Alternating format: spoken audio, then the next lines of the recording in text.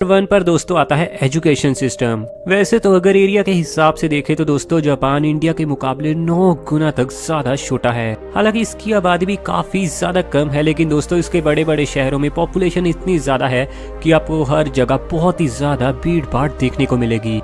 Literacy rate में दोस्तों Japan का कोई मुकाबला ही नहीं है और ये देश आज के मुकाबले इंडिया से 117 रैंक ऊपर है। और इंडिया क्या दोस्तों, इस देश ने तो लिटरेसी रेट में यूके यानी यूनाइटेड किंगडम को भी काफी पीछे छोड़ दिया। ऐसा इसलिए क्योंकि यहाँ पर बच्चों को पढ़ाई से पहले बहुत ही अच्छे से जीना सिखाया जाता है और उन्हें शुरू में ही एग्जाम का बोझ नहीं डाला जाता, बल्कि उन्हें सिखाया जाता है कि लाइफ में लॉयल रहना कितना ज्यादा जरूरी है, रिस्पेक्ट देना किसी को कितना ज्यादा जरूरी है और साथ ही हेल्थ के लिए अच्छे अच्छे फूड खाना कितना ज्यादा जरूरी है। एक 8-9 साल के बच्चे पर दोस्तों इंडिया में इतना प्रेशर बढ़ चुका होता है स्टडी का कि वो स्टडी के बजाय और किसी चीज के बारे में सोच ही नहीं सकता।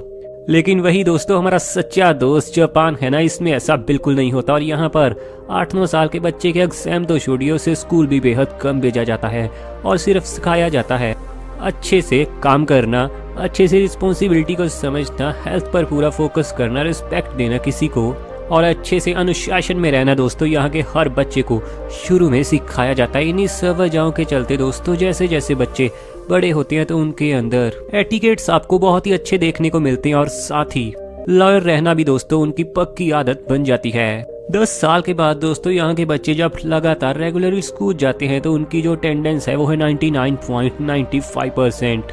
कितना बड़ा आंकड़ा है दोस्तों ये इंडिया का। दोस्तों अगर ये आंकड़ा बताऊं तो सिर्फ है 68.95%। कितना ज्यादा लो है दोस्तों इंडिया जापान से, इस मामले में आप देख सकते हो। दूसरी दोस्तों मेन चीज है क्लीनिंग। जापान में दोस्तों जो लोग सुबह सुबह क्लीनिंग का काम करते हैं उन्हें काफी ज्यादा परेशानी होती है। ऐसा नहीं है दोस्तों कि ज्यादा गंदगी के चलते वो परेशान होते हैं, बल्कि वो तो इसलिए परेशान होते हैं कि कूड़ा उन्हें कहीं नजर ही नहीं आता और बहुत ही छोटे छोटे टुकड़े उन्हें कूड़े के बहुत ही जल्दी नजर नहीं आते, जिसके चलते उन्हें और भी ज्यादा मेहनत करनी पड़ती है अपने काम के लिए। सोचिए दोस्तों कितनी अलग बात है ना ये।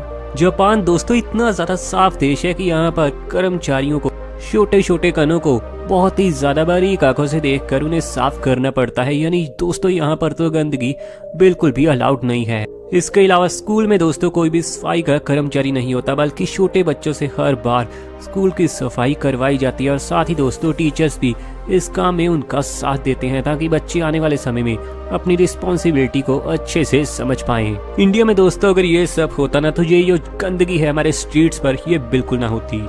नंबर 3 होमलेस, यानी दोस्तों ऐसे लोग जिनका कोई भी घर नहीं है। इंडिया में तो दोस्तों ऐसे लोगों की प्रतिशत में बात करूं तो लगभग 4% है, लेकिन जापान में ये आंकड़ा कितना है गेस करो यार, 0%। सही सुना आपने, आपको जापान में कोई भी ऐसा इंसान नहीं मिलेगा जो सड़कों पर सो रहा हो। जापान जहाँ की दोस्तों पॉपुलेशन तकरीबन 12 करोड़ के आसपास है, वहाँ आपको एक भी ऐसा इंसान नहीं मिलेगा जिसके पास घर नहीं है ना दोस्तों, अनबिलीवेबल।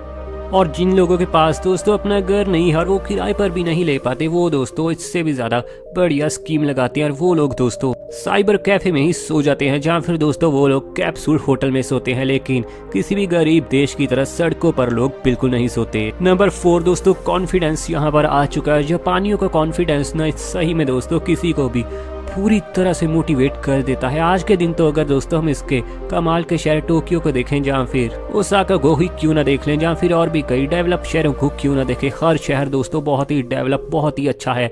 लेकिन क्या आपको पता है कि जापान में हर साल दुनिया के किसी भी देश के मुकाबले सबसे ज्यादा अर्थक्वेक यानी भूकंप आते हैं।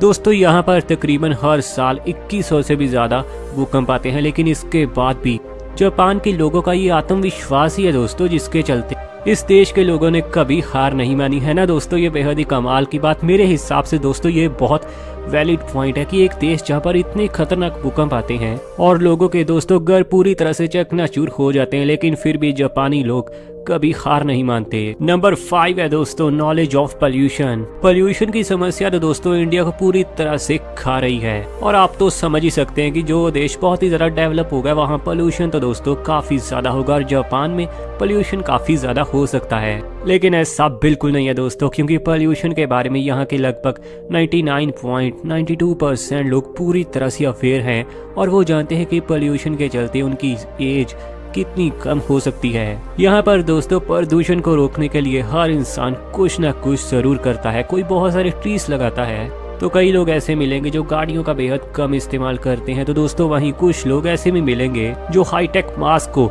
बहुत ही कम दाम में बेचने का काम करते हैं, जिसके चलते जापानियों की हेल्थ पर कोई बुरा प्रभाव न पड़े। नंबर 6, और दोस्तों ये सही में बहुत ही सीखने वाली बात है, correct use of food. Waste food को दोस्तों सही से इस्तेमाल करना ना कोई जापान देश से सीखे। इंडिया में भी दोस्तों बहुत सारे लोग हैं जो फूड को वेस्ट कर देते हैं। ये तो दोस्तों बिल्कुल सही बात है कि खाने की बर्बादी ना पूरी तरह से खत्म करना लगभग असंभव सी बात है, लेकिन जापान ने ना लगभग ये काम करके दिखा दिया है और पूरी दुनिया इससे काफी ज्यादा इम्प्रेस्ड है। यहाँ पर दोस्तों ऐसे कई लोगों को जॉब पर रखा जाता है जो कि पूरे शहर का वेस्टेज फूड इकट्ठा करते हैं और दोस्तों उसके बाद उस फूड को खाद बनाकर यूज किया जाता है, जिसके चलते दोस्तों एग्रीकल्चर के काम में काफी फायदा होता है। और जापानियों की ये दोस्तों सोच को एक बार फिर से दाद देनी पड़ेगी। हालांकि इंडिया में भी ऐसा काफी सारे लोग करते हैं, स्पेशली पंजाब में। नंबर 7 दोस्तों सिंपलिसिटी, सादगी में रहना। दोस्तों आजकल इंडिया के लोग काफी ज्यादा भूल चुके हैं, लेकिन जापानी ना इस बात को कभी नहीं भूलते।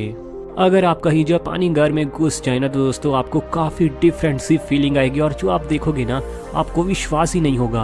आपको पूरे घर में कुछ गिनी चुनी चेयर्स, थोड़ा बहुत फर्नीचर ही नजर आएगा और बहुत ही महंगी और एक्सपेंसिव चीजें दोस्तों आपको देखने को मिले, ये बेहद ही कम चांसेस हैं। शाइनिंग चीजें और दिखावे वाली चीजें दोस्तों जापानीज लोगों के घरों में आपको बहुत ही ज्यादा कम देखने को मिलेंगी।